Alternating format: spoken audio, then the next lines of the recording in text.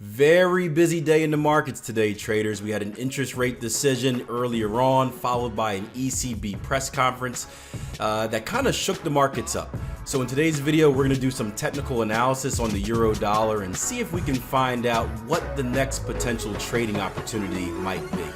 Yeah.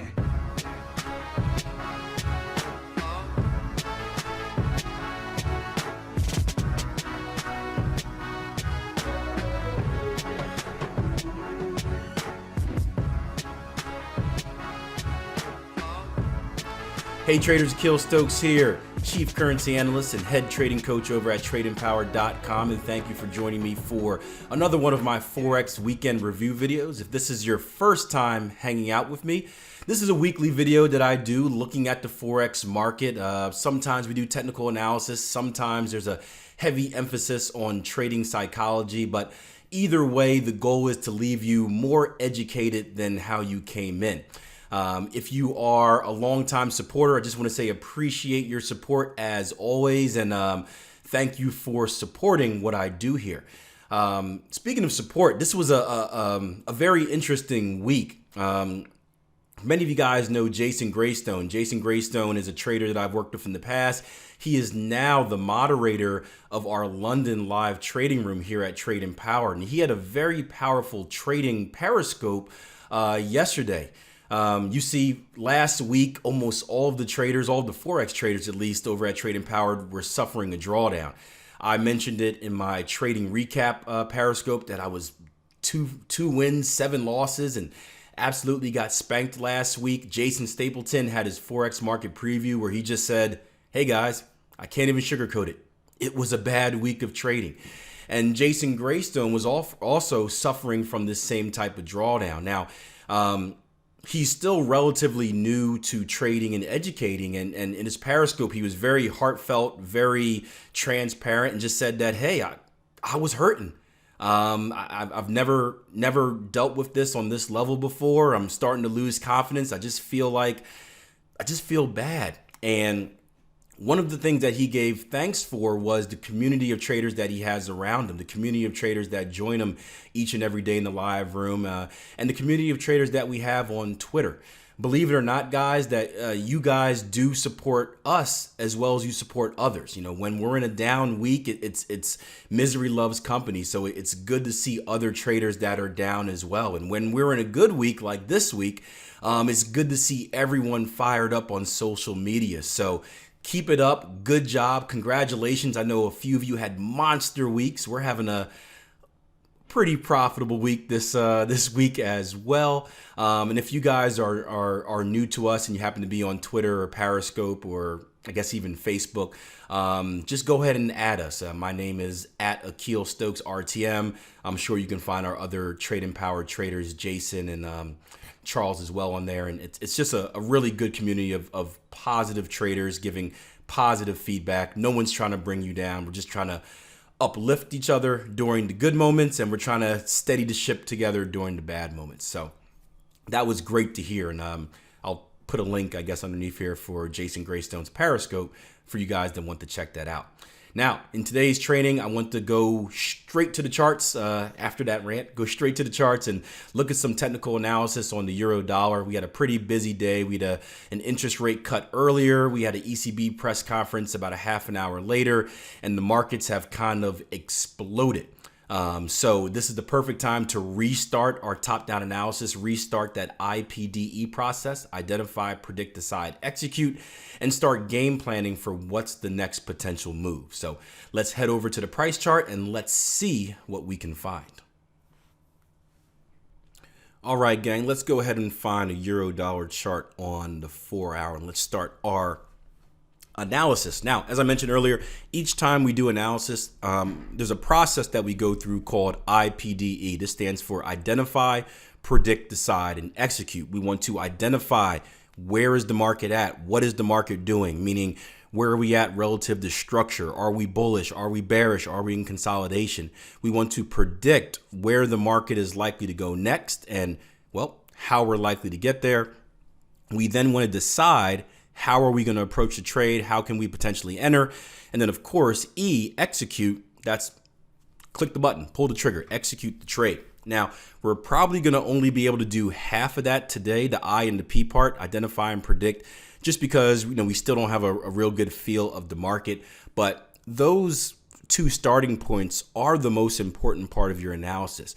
Once you identify and predict, you have a game plan. You know what you're waiting for, what you're expecting the market to do, and you can spend the rest of your efforts going through your trading plan and looking at your rules of engagement for how you can actually attack the trade. So we're here on the four-hour chart of euro dollar, and overall we're just in a period of consolidation. You can see if a good rule of thumb, if you want to identify a bearish trend, price action should be going from the upper left hand of your screen to the bottom right half of your screen. If you're in a bullish trend, price action should look like it's going from the bottom left of your screen to the upper right corner of your screen. If you're in consolidation, sideways movement, well, you're going to see a chart like you see ahead of you. It's just literally going sideways. So we're not in any overall trend here on the euro dollar, but you can see that our most recent move was this. Our most recent move is we came down from previous structure highs. Let me just change this to an arrow. There we go. Previous structure highs. We came up, we put in a nice long period of consolidation. We followed that up by breaking up to the high side, retesting our consolidation pattern. And now if we zoom in, we've got a nice little ebb and flow looking like this. Boom, swing low to swing high. We've got an outside return, testing previous structure, looking left. Look left, structure leaves clues. And today's movement has given us a higher high, higher close. You can see we have a higher high, higher close over our previous structure highs. And if you guys are new to analyzing a price chart, one thing I recommend doing after this video is over is heading to our website, www.tradingpower.com. Click the Learn to Trade tab at the very top and make sure you watch a free training video called Into the Gray. It's about a 2-hour workshop that Jason Stapleton did talking about how to read a price chart, talking about OODA loop theory, basically some of the basics, some of the basics of charting and reading price action. So going back to our I.P.D.E, we have identified that price action has broken and closed above our previous level of structure. Higher high, higher close causes us to think what, traders?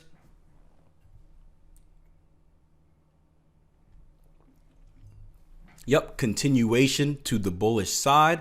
So my next anticipation is that we are going to come up here and test our previous structure highs right around this 113, even 113.50 level. And again, for you guys that have our DSR indicator that want a better, let's say, visual representation of structure, you can go ahead and throw that DSR indicator on. I have it based off the daily chart. So these red boxes are showing me important structure levels based off of the daily time frame, which is my higher time frame for this particular setup. So if we're anticipating, we identify where price action is at, we want to predict where price action is likely to go next. And I already told you, look left, structure leaves clues, structure acts like a magnet. I would expect that price action is going to continue up into our DSR level up here, our next level of resistance. Now, the question that we want to go along with that is not only where is price action likely to go, but how is price action likely to get there? And there are two ways to get there. We can just go straight up, not really providing us any opportunity to the bullish side, only providing counter trend traders a short opportunity up here, or we can retrace. So when the market does something like this, a retracement before heading up to this structure level. So and again, we never know what's going to happen. None of us do. The market does what it wants when it wants to do it. Now, there's no way I can come here and tell you guys the market will do this. The market has to do that. The market must do this. If any trader ever tells you that, then they're just lying to you, because we never know. All we can do is make the best predictions. And so the prediction that I would make for this particular opportunity is that if we get a retracement back into previous structure, boop, boop, boop, even over here, boop, then I'm going to look for an opportunity to get long and ride it up to previous structure highs. And of course, there are different target levels you can take in between there. I'm not a trend following trader, so I won't be keeping my full position all the way up here, but just a general thought process of how the market moves and how it's likely to get there. So what I'll be looking for, I guess starting with tomorrow and heading over to next week, is a retracement back into our previous structure level. Now, how far is this market likely to retrace? That I do not know yet. Because of this wick down here, we could retrace technically anywhere in this zone. So this is certainly an opportunity where I'm going to gear more towards the conservative side instead of the aggressive side. There are certain trades like the Aussie Canada, the Aussie dollar trade I showed you guys yesterday. I showed you, I don't know if I showed you guys in the live room, where you can be very aggressive because you have structure as your friend. In this opportunity, not so much. If I were to enter aggressive, let's say right here, the only safe place to put my stops would be down here. And I'll tell you what, guys, that's a little too far for my liking. So I'm definitely going to have to look for a conservative way for entry. But the point I want to make in this video is just what we're looking for. The first two parts: identify and predict where we likely to go next. There's also a 2618 opportunity in here. If we look at this as being a double bottom, for you guys that are familiar with our 2618 technique, if you take our Fibonacci retracement from our swing low to our swing high here, and again, we'll have to, if price action continues up, we'll have to adjust this accordingly. You can look for a test back to your 618 Fibonacci retracement. Anywhere in this zone is where your 2618 trade is going to be, could potentially be completed. And then look for that same bounce, retesting previous structure highs and expanding to the high side. So again, I know some of you are going to be upset. You didn't give me a specific point where I should enter the market. Should I get in at 110 even? Where do I buy? Where do I sell? And that's not the point I want to get across in this video, because right now it's just too early to tell. It's too early to tell where the buying opportunity, or even if the buying opportunity, is going to come into play. What I can tell you is this is what I'll be looking for: a retracement back in the previous structure. And as we get into the structure level, I'll be going down to my lower time frames and looking to build a case for entry in anticipation that the market is going to continue to the high side, retesting 111.50s and potentially going all the way up to that 113 level. So that's just a taste of how we do our analysis each and every day in the live room, in the syndicate. And if you like that sort of stuff, guys, we have a free trial for our live room. We have a $1 trial for our syndicate program. Feel free to come in and hang out. I am going to post a short rant from my live room at the end of this video. So for you guys that like those type of stuff, it's not a mean one, don't worry. For you, but for you guys that like that type of stuff, you can come over and check it out. If not, I'll see you guys next week. Check out my periscopes. They're underneath this YouTube page. I've been doing a lot of them. You people have been enjoying it. They've been in random locations, which I think is nice. And I try to answer a question each day. One was on mental toughness. One was on the pros and cons of trailing targets and trailing stops. Another one was on organic versus self-made drawdowns. And it's just fun little live videos where I can answer Q&A. So I'll see you guys next time. Until then, plan your trade your plan. Be safe out there, and good luck in the markets going forward.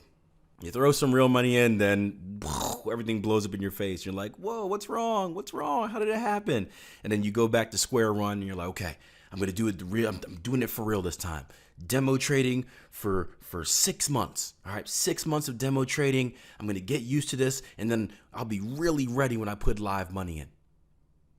Right, and you go back, you demo trade, you get your first weekend, it's good. You're like, this is great, good start. Second week is positive. Third week is maybe break even. Fourth week is positive. You get your numbers, you crunch them up, right? And you're like, oh man, I'm up 300% again, 99% win percentage. Man, forget these 6 months. I'm going live now. You go live and blows up in your face, right? Repeat process over and over again. That's what trading is. So, why is that demo? We did a good video, Charles and I, on demo trading versus live trading. There are many reasons. To get down to it, it's a different emotional attachment, right? There's a few things that us as humans are really, really attached to. Obviously, one is like relationships, friends, families. One of the biggest things, and this is a relationship killer, right? This is probably even bigger than relationships. It's money, right? Would you guys agree? Think about a lot of divorces. Think about a lot of feuds and fights. What are they all over? Money, money, money, money, money. It's really, really, really big. When you're in a demo account, there's no emotional pain of losing money, right? You lose a trade, it's not really your money, so it doesn't really matter. Yeah, you want to say that, oh man, I would have lost that, it's bad, but it's not the same. It's not really your money, so it doesn't really bother you. So you don't have those emotional feelings. When it's your live account, and you're watching a trade, you're watching dollar yen right now up 35 pips, right? Instead of focusing on the process, you're like, oh man, $300 or whatever, $38 or whatever you're trading. I'm up this much. Oh, I got to take it now. I got to take it now. I want it. I want it. I want it. I want it. I got to take it. Mistake. Or if the trade's going against you, right? There's so much pain, it's going to reverse. I got to make it back. I got to make it back. Think about the person that sits at the casino table, sits at the blackjack table, right? They say they're going to bet $200, right? They lose their $200 and immediately they run back to the ATM because they got to get more because they got to make it back. The tables will turn, right? And we make stupid decisions when we're all emotional like that.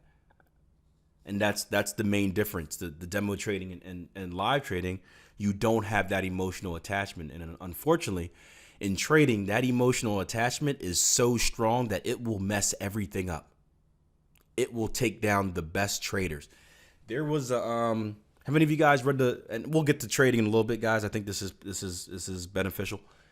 How many of you guys read the book Pitbull? So, story of Pitbull, right? Marty Swartz, one of the best traders ever to live, right? He is the man. He is bringing in consistent profit. He's making big money. One of the best traders out. He finally took the jump to managing money, right? That was the next step, right? Once you make enough money, if you want to make even more money, you manage other people's money. Went on to manage money and he stunk, right? As soon as he started managing money, he started doing all these things differently. He started taking targets early and moving stops back and not entering these type of trades, but then taking these type of trades, right? This is one of the best traders in the world. And he couldn't manage money because he couldn't deal with the emotions he was completely fine with losing and earning his own money, could not take the emotional stress of dealing with someone else's money. He was 100% okay with putting his own money at risk because it's his money and he trusted it. When it came to someone else's money, couldn't handle it. And this is one of the best traders in the world. So that's another example of, again, the best of the best. These emotional factors will kill our trading. But yeah, that's the difference between demo trading and live trading. It really is just that. Because if you think about it, everything else is the same, right? Are you doing anything different with your analysis? No. Should your execution be different? No. There's only one thing that's stopping you. You and your mind. And this is why we put such an emphasis on what? What do we always try to shift the mindset to when it comes to trading? What do we try to shift the mindset to? Not win and loss, not profit and loss, but what? One good trade, and what is that called? What over what? What over what? Process over outcome.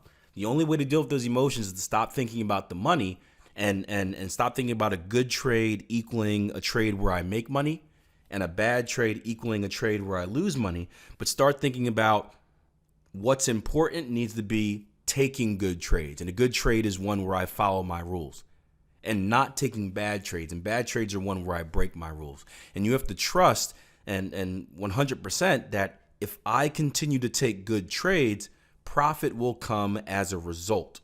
If I continue to take bad trade, losses will come as a result. And that I have no control over the market. I cannot tell you whether a trade is going to win or lose. I cannot make a trade win or lose. I have no control. The market will do what it wants whenever it wants to do it. I am just a participant. All I can control is if I take good trades or bad trades. You guys follow me on that? That's the shift. That's the paradigm shift right there. All right. Now, how do you overcome that? Well, it's a long, long process. I would just say you got to tell yourself, stop it, but it's tough. And this is one of the reasons we have so much support here.